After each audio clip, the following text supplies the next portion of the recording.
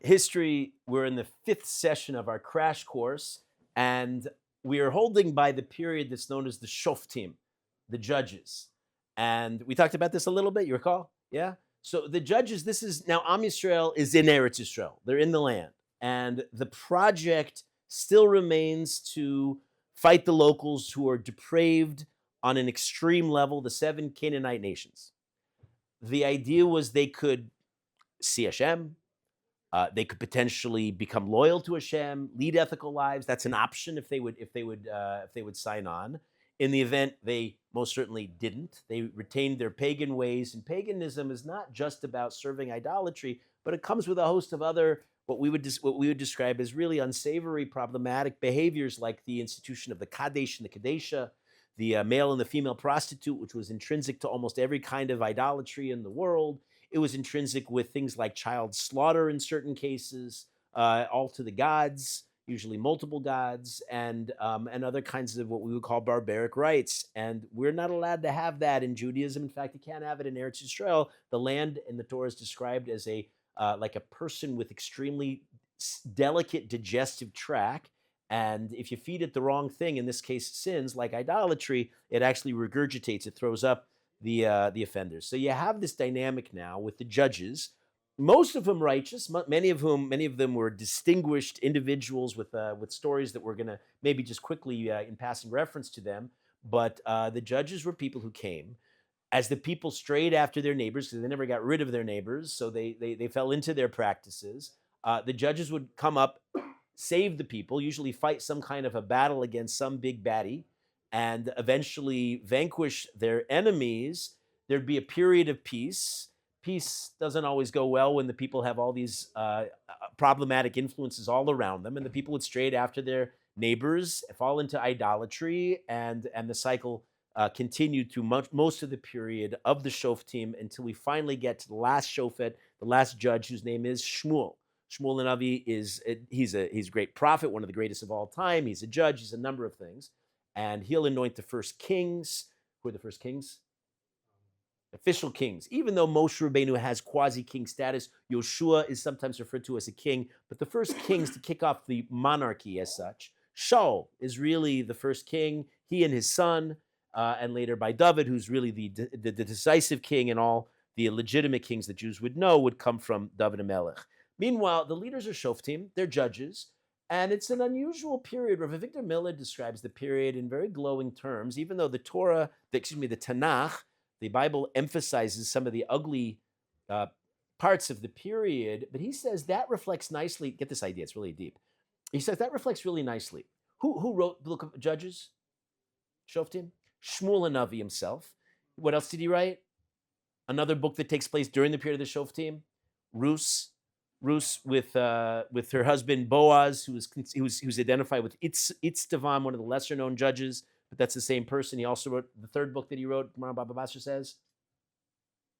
You probably haven't heard of it, what Shmuel wrote. The other book that he wrote, Shoftim, Ruth, and Shmuel. That was really embarrassing on your part, but I'll try not to bring that up with Shidduchin. Keep that between us. You're welcome. So, and you didn't even know Ruth. That would make you ruthless. So without that last one. So in the event, the fact that Shmuel could and did emphasize so many negative aspects, if you remember, this is a while ago, but in our last episode, we talked about the whole sordid story of the Pilegish Megivah, which almost led to civil war and the complete obliteration of one of the tribes of the Jews, the Binyamin in that case. But that was the worst of the scenarios. But the fact that the prophet can dwell on that actually reflects the exalted nature of the people, of the nation itself, because they could hear it, they could take it. You know, if people can't hear criticism, nobody's going to stand up and criticize you. You can't give tochach, a rebuke, to somebody who's incapable of hearing it. So he sees it as the positive, and these are all the bad points, meaning everything else was quite wonderful. And he emphasizes the fact that we could make do. We didn't need kings. We had prophets who were judges. They weren't all prophets, but judges who led the Jews. That meant that they were teaching Torah, and they came, if you remember, they hailed from different tribes that would give way to the other one. There wasn't a lot of vying for power and leadership. Very gracious. They replace each other in a very gracious kind of a fashion. They reflected a very idyllic positive period in history. Some of the famous judges, you know about Devorah HaNeviah, right? Her name is unfortunate. The Gemara Megillah says that that reflects negatively on her. She's a bumblebee. She didn't speak with proper respect towards her husband. It was called Barak or Lapidut. But she was a great warrior of all things, and she took out one of the enemies of the Jews, Sisera, where nobody else could stand up to him. She did, in a big battle by Har Tavor. She would judge under her palm tree, meaning she was careful with yichud, not to seclude herself with any men, and considered one of the finer people of this period. You had a figure named Gidon, who was so modest, he hailed from the tribe of Menashe, who, when he's told in no uncertain terms by Hashem that he's going to rise up and save the Jews from their enemy in his days, he resisted. Like any great leader, he didn't want the power, wasn't interested in the leadership. He got rid of the Baal cult. Baal was one of the big idolatry problems in their day. He also led, I'll just mention this, to fight the enemy Midian, one of Avram's descendants, children, and then the nation of Midian. To fight Midian, Gidon actually employed certain military tactics that were unique. He's the first true militia in modern terms. He was the first one to use what we would call today Molotov cocktails, which are pure psychological warfare. You just put a torch in a glass, that he told his men. They make a big noise. They don't really do much. They don't really kill the enemy, but most of war is psychological in that way, right? If the enemy is convinced that, oh no, they've got a superior militia out there, they've got superior arsenals, so we're going to leave, and the Midianites just fled en masse. So it was effective. So he used what we would call Molotov cocktails.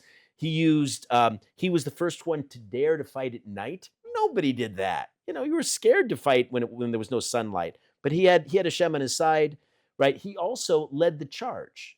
Follow me, he said, as opposed to most of the ancient warriors, the generals would say, charge, boys, and good luck, send us a postcard, let us know how it turns out. The major taint on the period was a Turkey by the name of Avimelech, who he's the only leader of this entire period to seize power during the period that lasts about 400 years. And he seized power. It only lasted for 3 years before he was taken out. A woman standing by the gate threw a millstone over and almost killed him. And he had a arms bearer finish the job so it wouldn't be said that he was killed by a woman. Shimshon Hagibor. Shimshon, arguably the most colorful and maybe the most famous of the various judges. He judges for 20 years, and he was a contradiction in terms in many ways. He was, on the one hand, the Gadol Hador, the great leader, Torah scholar. He never used executive privilege. He didn't want anybody to fetch anything for him. His court, his Beis Din, was likened to that of Moshe and Aaron and Shmuel's. That's pretty good. What was his undoing? Which part of his body? What's that? Women, particularly the eyes. His eyes were his undoing. He strayed after those women, and they certainly, most famously, Delilah, but there were others as well. And there's actually, in modern days, there's a psychological complex called Shimshon complex, where a man has difficulty, a weakness for women, even though otherwise he's an upstanding person. Not unreasonably named. But he also vanquishes the enemy of the Jews, the Plishtim. The Philistines were our eternal enemy during this entire period. And he has great fear of Hashem, and he takes them out. One of the 7 women prophets during this period, anybody going to try? Who are the 7 women prophets the Gemara in Megillah tells us? Sari Manu, even though all the imahos were prophets, but she's singled out for her prophecy. Who's the other one in the Torah? Famous woman. You know her name? Well, I said all the other imahos were also prophets, but the 7 leading women prophets, Miriam.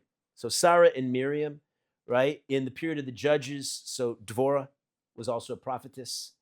In the next period that's just bordering between the prophets and the kings, and I've mentioned her son's name already as the last prophet, his mother was named Hannah. So Hannah is a great figure. She stands in Shiloh where the Mishkan is situated, and she davens. The Kohen Gadol doesn't understand her, misinterprets her behavior. Instead of sincere davening, he mistakes her for a drunkard. He criticizes her. She said, no, you got it all backwards. She said, you read the Urim and Tumim. You know, the Urim and Tumim is the breastplate, and they're given divine messages.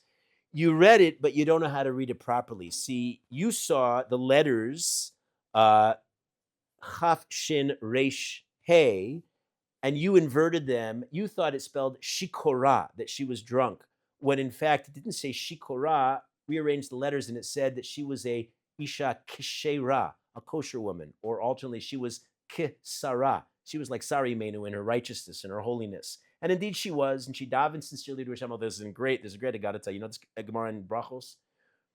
Certain people spoke with, we call it chutzpah. They threw their words to Hashem with great impudence. She said, Hashem, I'd like to have a baby. She didn't have a baby. A lot of our great women did not have babies. Hashem desires the tefillah of the righteous. So she said, we could do this one of two ways. We can go the normal way. Give me a baby. That'd be nice.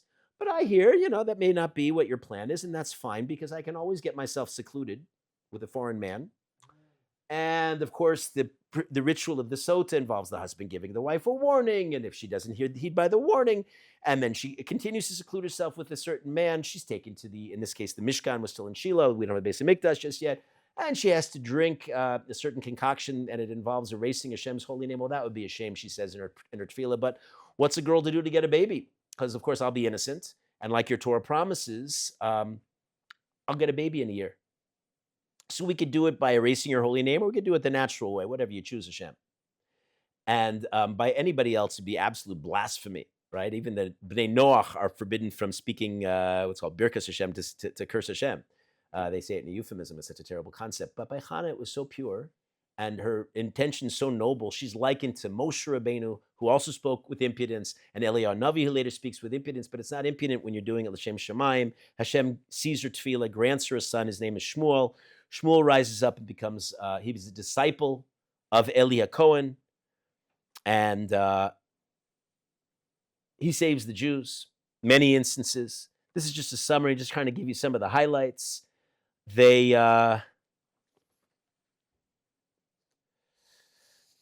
Eli's house is cursed.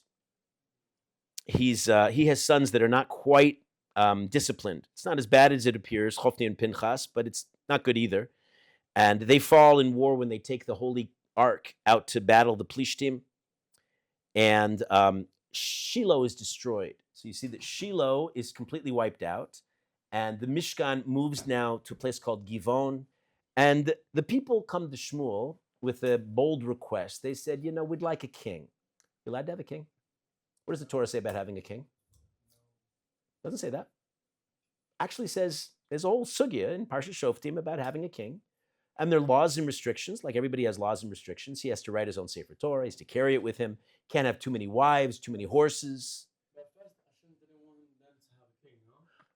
That wasn't the issue. As I'm saying now, my point is, I'm trying to make this point. The Torah allows for the possibility of a king. It seems to be a legitimate thing. The problem was not the king factor. The problem was the way they asked. This is the big defect. They said, see, all the nations of the world around us, they all have kings. We just have, we got cheap seconds. We got Shoftim. We have judges. We like a king. What's wrong with that statement? It shouldn't be like the rest of the Right. B'chukoseim lo seilechu. We're not supposed to go after the ways of the non-Jews. I mean, we have Hashem. We have the Torah. We have a complete recipe for a life of holiness. And so it's not about imitating them and somehow, they seem to have it better than we do. Okay. So that was a problem. And the Malchus, Shimshon said, Shmuel said, okay, you have a king, so you have a king, but it's not going to be good because you're not asking for it under the right circumstances. He tries to talk them out of it. They're not listening to him. Leading the Jews would never be an easy prospect. There's a quote from the first person who filled the job, the figurehead job of being a president in the state of Israel, named Chaim Weizmann. Weizmann Institute's named for him. Troubling figure in many ways from a Torah perspective, but he had a great one-liner after the state was established and he was newly installed as the president. Harry Truman, the American president, with the same title but a totally different political role. The president's the main person in America, not in Israel. In Israel, it's like the King of England. So, but anyway, Truman said to Weizmann, how is it to be a leader over the Jewish nation, the president? And Weizmann responded, he said, Mr. President, you preside over 150 million citizens. I preside over 2.5 million presidents. Which one? You have to think about that one, right? In other words, to lead the Jewish people, which is, we are called an Am Kshe Oref, we're a stubborn bunch, right? And each of us kind of thinks that we could do, if I was one of the Gedolei Hador, that's another picture on the wall, if I was one of the great leaders of the generation, this is what I would do. I would do it much better than they would do it. Very hard to lead a bunch of presidents. And that's part of the problem that the Jewish kings would find. How do you have a people who are going to be docile and subservient to you? In the event, Shmuel does elect, with Hashem's help, he finds a king. His name is, the first king you said before, Shaul. Shaul HaMelech, who's an unimposing, very tall. He stood a neck taller than most of the average man. Very tall person who never in a million years expected to be king. He came from Binyamin, which is a big question since our kings are really supposed to come from Yehuda, not from Binyamin. Okay. Chazal, the Mefarshim worked that out. And Shaul becomes the first king. He gets a bucket of oil poured in his head, very unexpectedly. And the people don't take to him initially because Shaul is such a modest person, so unassuming. They think, this is a king? This is what you call a king? They want to know, right? So I'll take the question in a couple of minutes. Let me just finish this thought. So Shaul is actually, we desire such humility in our leaders. That's what Moshe Rabbeinu's quality was, and Shaul was like that. And he was pretty good. He led an attack against our enemies, and he was installed at least for a good couple of years there. Go ahead. How was it? Was it like the son was the next king? Was it like that? Oh, so his son would be, for a very short period, a replacement of Shaul, but Shaul made disqualifying mistakes that disqualified everything, and even his dynasty was doomed. And we'll hear in a moment what happened. So that did not work out. Once David was installed as the king, he will be the permanent king of the Jews, meaning it is a dynasty. And his descendants would be the leaders by necessity. Later, people would rise up and use the title king. And who am I thinking of, for example? Who are later people who assumed the leadership of the Jewish people, and they even sometimes called themselves kings, but they were illegitimate. You've heard of the Hashmonaim? We just finished Hanukkah yesterday, right? So the leaders, not the original Hashmonaim, who were mostly tzaddikim, but the later descendants who became Greek themselves, became Hellenized themselves, they would take the title king, and that's not okay because they were from the tribe of Levi. They were Kohanim. Yeah, as such. Okay. Shaul becomes the king. He defeats, this is his big mistake. He defeats the nation of Amalek. What are we supposed to do with Amalek? The Torah tells us. Yeah, they are defined as evil. They attacked the Jews when they were down and out once upon a time, and now Shaul has the prime opportunity, and he almost does the job. He almost wipes them all out. He doesn't quite comply. He leaves the animals, and he leaves the king of all people alive overnight, the king Agag. No, he did not. He had compassion, and Chazal faults Shaul for having compassion in the wrong place against somebody who's innately cruel. And later, he'll be cruel to one who really deserves compassion, namely David, as we're about to see. He does not, he spares the king. You're confusing the story. It's Shmuel who the next morning takes out the king of Amalek, but a little too late because the king that night was with a woman. And from that, well, I'm not going to get into that now. That's not the nature of our class, Moshe. We talk about things with modesty here in yeshiva. What's that? He's in jail. How do you do it? No, he escaped. He was not in jail. And he was with a woman that night. From that union, a child was born who was the ancestor of a figure later on in history called Haman. Interestingly, because everything in history is symmetrical, and you see all this poetic justice, the descendants of the tribe of Binyamin who would take on Haman would be not coincidentally Mordechai and Esther, and they hailed from Binyamin, right? There would be eventual comeuppance. But Shaul was doomed once that happened, that he would not be the king. He appoints a young up-and-comer by the name of David HaMelech as the chief of his army after David takes out Goliath in a grand show of great fear of heaven and complete courage. I mean, take on this giant who intimidated the whole world. What's the whole story of was it like two armies like this? What was the whole setup about? you know I'm doing a rampage through history. So some of this is going to come across as unsatisfying and a little bit too much of a summary. But I will back up if you want me to. So the Philistines, we already said, have been the big enemy of the Jews during this period. Really, for periods, I mean, Shimshon took them out for about 20 years, but they came back later on, and they had their own arsenal. They had their secret weapons, and in this case, the giant Goliath was intimidating and ferocious, and Shaul was so afraid of him. He challenged anybody to take him out. And David at the time was all of 17 years old, a nice, cheerful, redheaded, handsome young lad who said, "I'll do it." He comes against, in the valley of Elah, not far from my home in Beit Shemesh, he comes against Goliath. They meet on a field, in an open field, one giant against one 17-year-old boy. And the 17-year-old doesn't even have proper weapons in his hands. He's got a slingshot. And Goliath mocks him.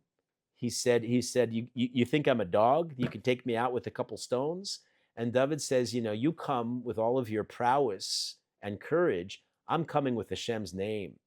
And he hauls back with his slingshot. One fire, he gets him right between right in the forehead, and the giant is taken out. He decapitates Goliath. All of the nation of the Philistines all chant together. Do you know? It's a very famous grand moment in the Tanach. Hashem hu Elokim. Like what we say at the end of Yom Kippur, they all acknowledge that if this is not a miracle, there's no miracle. Right? Clearly Hashem is in charge, and they for a moment there wake up and see Hashem. It passes. They don't become monotheist after that. But that's David's great moment. And now to get back on our track. So the Plishtim have 5 major bases. There are 5 big cities. I'm also pointing out, are all on the western coast. They are, and if we identify these modern cities in any way that's close to these ancient cities, there are 3 on the coast from north to south. Ashdod first, then Ashkelon, then Gaza, known today as Gaza because of the guttural ayin. You know how that works when we pronounce the ayin? In English, it's a guttural sound, so you say Gaza, which sounds a little like Gaza. That's how in English you have a G. Sodom and, what's the Hebrew word for the other city? We usually say Sodom and Amorah, which became Gomorrah because of the guttural ayin. Same idea. Anyway, those 3 cities plus another couple inland that were called Ekron and Gat. And they were in the southern coastal region, but they branched out. And we're gonna hear of them. Look, it's the Plishtim who ultimately take on Shaul and most of his sons, including the tzaddik Yonatan, and they ultimately they battle them in the Jezreel Valley, and they do away with Shaul. And we'll hear of the Plishtim for some years to come. And David is the one who takes them out. They were in Israel, living in Israel, under Jewish. Correct. Well, no, because the Jews, if you remember, never did the job adequately of getting rid of their enemies. So there are a lot of different nations, non-Jewish, who are living in the Holy Land. Shouldn't be, but that's the situation, unfortunately. And that's why we keep hearing about these Plishtim. When you go through the Tanach, which you should do sooner rather than later, even though it's against popular practice, in my experience, people just don't learn the Tanakh nowadays. There are reasons for that, but it's a mistake. It's an oversight. We should know our history. And the Tanakh is Musar, it's Hashkafa, it's history, it's our heritage. It's profound, it's relevant, and among other things, this should not be the reason you learn it, but it's a lot of fun too. Okay. This is just some of the highlights of what we hear and what we're supposed to take away. When the people naturally gravitate towards David, while Shaul is still the king, Shaul becomes jealous. And then Shaul loses what's called the Ruach HaKodesh. She has a certain divine inspiration that leaves him. And when you're on that level of divine inspiration and boom, you suddenly lose it, it doesn't leave a vacuum. It goes to the opposite direction. He now gets what's called a Ruach Ra'ah. In the DSM manual, they would probably diagnose him as having some kind of manic depression. And he goes somewhat insane. He decides quickly enough that David is insubordinate and actually is planning an insurrection, wants to overtake his throne.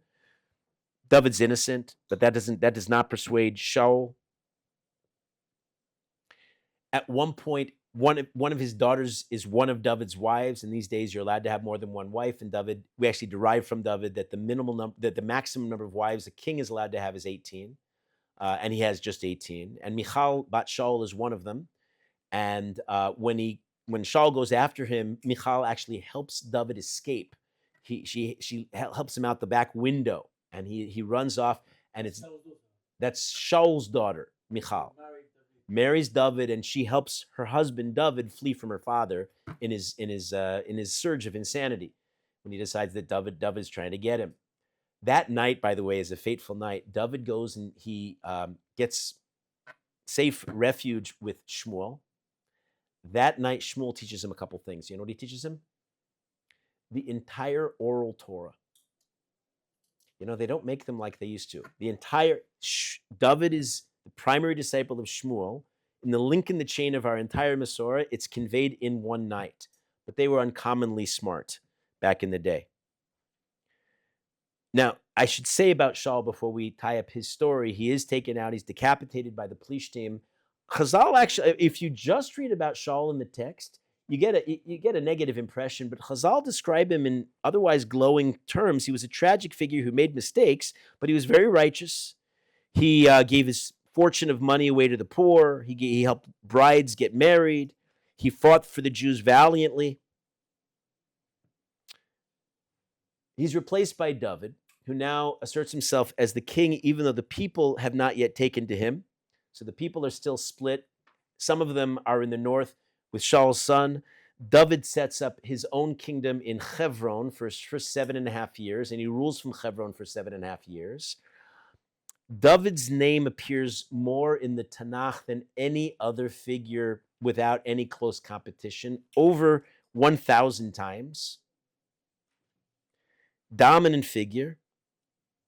He was the Gadol. He learned constantly. He slept. Do you know this? How often did David sleep every given day? Yeah, but not in succession. Meaning he slept for 4 half-hour intervals every day. Who else in history had this? We have testimony. We said this before. There's Rosh Hashem in less than a week. I hope to daven by his kever in Vilna, the Vilna Gaon. How'd you know? Yeah. David learned. He had a military man, Yoav, but David was mostly a Talmid Chacham. He's not always portrayed that way, but that's really what Chazal give over to us. He finds the Aron Kodesh. With great fanfare, he brings it over to Yerushalayim. The Aron Kodesh had been stolen by the Plishtim.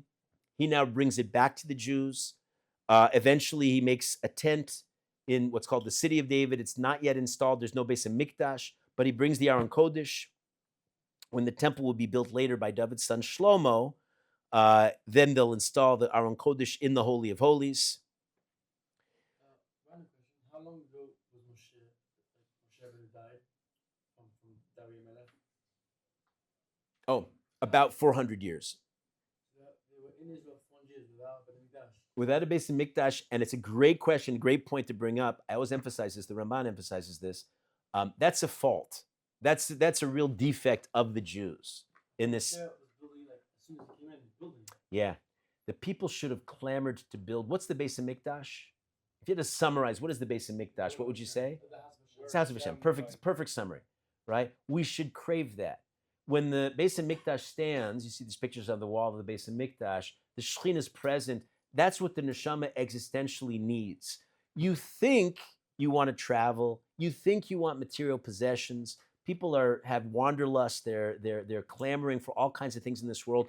Most of the things people pursue in this world, like wealth or beautiful girls or whatever preoccupies people, are ultimately unsatisfying because they're drawn after the physical, but we're not physical beings in essence. We're really spiritual beings. What we really crave is a connection with Hashem. That's most easily found when you have the Beit HaMikdash. That's why we don't even know what we're missing. It's been 2,000 years since we had a Beit HaMikdash, so we talk about it, we give lip service, oh, please Hashem, build the Beit HaMikdash, but we don't really know what we're missing. And what we're missing is this fundamental core spiritually, right? And the people, when they came into the land, the whole project coming to land was to set up shop and create the utopian society that the Torah challenges us to build. They didn't quite do that. They never got rid of their enemies. The enemies, as we continue to see, are still a cancer in our midst. We never clamored to build the Beit HaMikdash. And if you don't ask Hashem for stuff, well, he's not going to give it to you. Wasn't a priority, right? And so it takes till David HaMelech to build the Beit HaMikdash. And even David is deemed not qualified to build the Beit HaMikdash because, do you know this? Too young? Nope. Nasser Navi says it plainly. No, yeah. He's got too much blood in his hands from all the wars that he fought. I mean, Baruch Hashem for fighting those wars because he really put down a lot of the Jewish enemies in those days. And it's under David, finally, that the Jews know real peace for a period of time. He expands the borders of Eretz Yisrael to unprecedented great extents. It really moves all the way, actually what's called the temporary borders under David reach all the way out to the Tigris and Euphrates rivers, what we think of Bavel. The biggest expanse Eretz Yisrael would have until the Mashiach comes, right? Later on, it was diminished, but David is a great warrior, but because of all that blood, that disqualifies him from actually building Hashem's house. That job would fall to his son Shlomo. He did not. He put the infrastructure. He located the place on Harabais. The Gemara in Zvachim actually describes how he actually fixed. It doesn't say explicitly where Yerushalayim, the eternal capital, is supposed to be in the Torah. It doesn't say the word Yerushalayim explicitly. It refers to Yaru and Ir Shalem and other seemingly oblique references, but it doesn't say explicitly where the location is. And David, through combination of learning the Torah and prophecy, is able to fix on where the location is. And he establishes the location. He also, in our Gemara in Makos, it's a great Gemara, where a shard of pottery speaks to him and says, "Don't lift me, please." And David does the logical thing under the circumstance. He says, "Oh, wow, really?" And he lifts up the shard of pottery. And, well, no big deal. Only the primal depths, the waters of creation, threaten to flood the entire universe. So you'll look up the Gemara in Makos about how David manages to contain that and save the world in the process. It's actually a thematically very important scene because the Maharsha explains that by taking the shard of pottery, David gave into his Yetzer Hara. Water is equated to the Yetzer Hara. It's a violent surging, like a tidal wave kind of a force. And when it's out of control, it could flood the world. And when you control your Yetzer Hara, you control the water. He was able to put the shard of pottery back in the ground, set the foundation of the Beit HaMikdash, purchased it fair and square, and now we have a location to build Hashem's house. He buys it for 50 silver shekels, right? Its location, not coincidentally, is by the Even Shesiah, the foundation stone. What's significant about that place? Nothing much, just where the world started. Right? The Mishnah says that, the Zohar says that Hashem set the stone in the foundation. It's the same stone, generally assumed by most poskim to be the stone under the Golden Dome till today, where the temple stood. And that's what we hold. That's exactly where it was and where it will be. Yeah, that is the consensus view in the poskim, and it's the location. It's the holiest place in the world. Shemimeno hushtas ha'olam. From there, the world was created and founded. It's not a mosque, actually. It's a shrine. In the center, the Golden Dome is just a shrine. The Southern Dome, the Golden Dome, was built in the 7th century by Abd al-Malik. And he built it as a shrine because the Muslims often accept the tradition of the Jews that it's a holy place. It's the foundation of the world. It's his son, Walid ibn Abd al-Malik, that builds the mosque on the southern tip of the Temple Mount that's called the El-Aqsa Mosque. But this is not their story. This is our story. And a little Jewish history, not Muslim history. We can do that another time.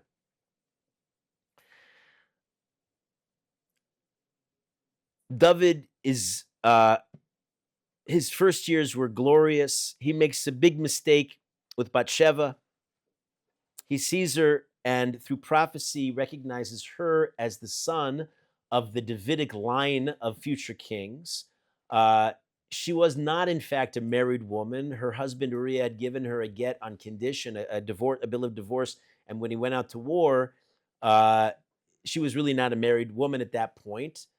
So David didn't really do the obvious sin that it seems like he did. This is with Bathsheba, another wife. But in the event, he was guilty. The great prophet, the prophets were fearless. They could give it to anybody, give rebuke to the strongest rebuke to anybody. And Nassan would look at David and he said, you're guilty of impropriety. You didn't consult the Sanhedrin. You took matters into your own hand. And he said it in the form of a mashal. He said, there's a rich man and a poor man, and the rich man had everything. The poor man just had one sheep. And the rich man made off with his sheep. What should be done with that rich man? And David said, throw the book at him. And Nassan looked at David in the eye and he said, you're that man. Most of the kings of the ancient world, the non-Jewish kings, would have had Nassan's tongue cut out of his mouth. David's response, typical of David's humility, he accepted it. He made tshuva.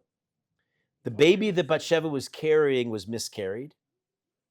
It was born not in the most pure of circumstances, but later David would properly marry Bathsheba, and together they would bear the son Shlomo.